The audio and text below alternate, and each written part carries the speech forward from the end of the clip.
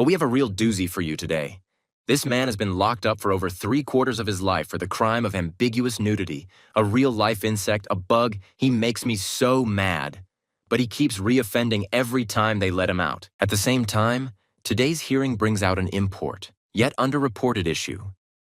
That of two-dimensional characters using erasers to, you guessed it, to smooth out. Will he learn? Will he burn? We will see. The new Texas Parole Board has some new members, so we will see how this team performs.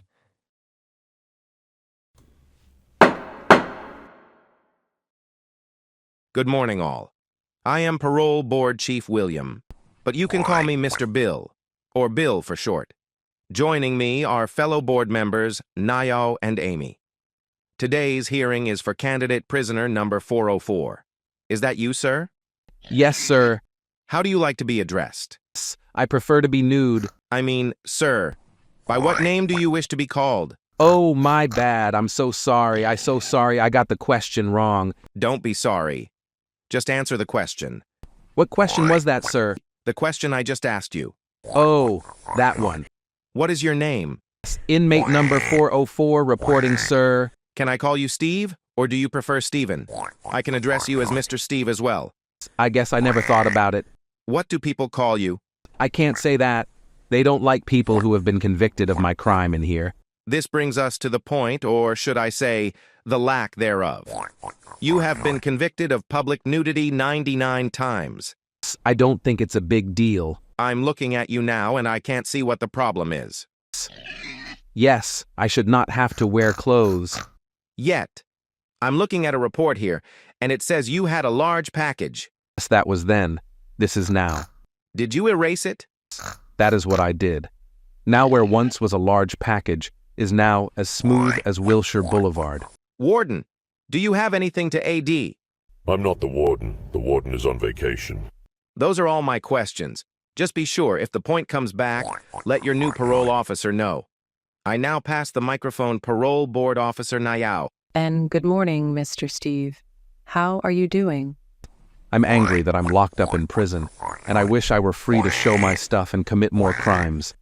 And you sound like a good candidate for catch and release. Where will you go to live if we set you free?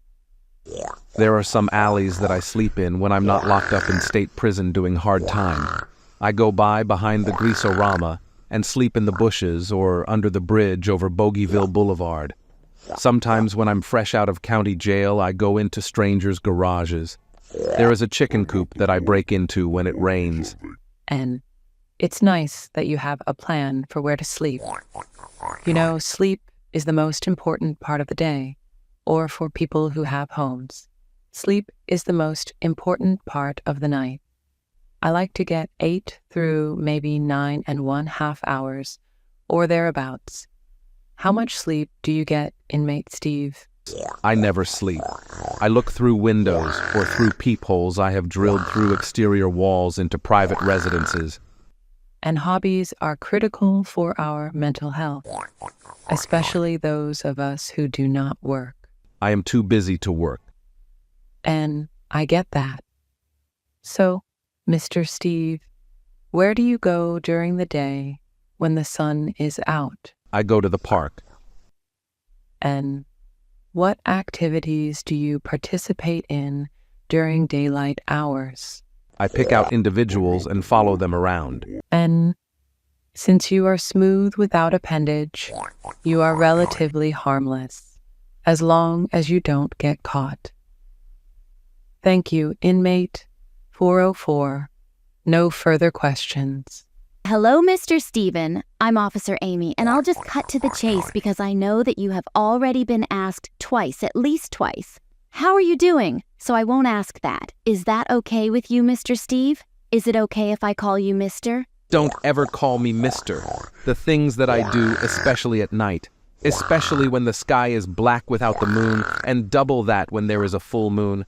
I don't deserve to be labeled with such tall sobriquet. You are more of a dumpster diver, aren't you? That's what society says. Smooth or pointy. But really? Steve, after such an answer, to me you appear more like a dumpster fire. That's what my mother says. During the time you've been locked down, how many write-ups do you have? At least 99. Write-downs as well, and all for the same thing. I can't stop. I won't stop for gold or crypto cash.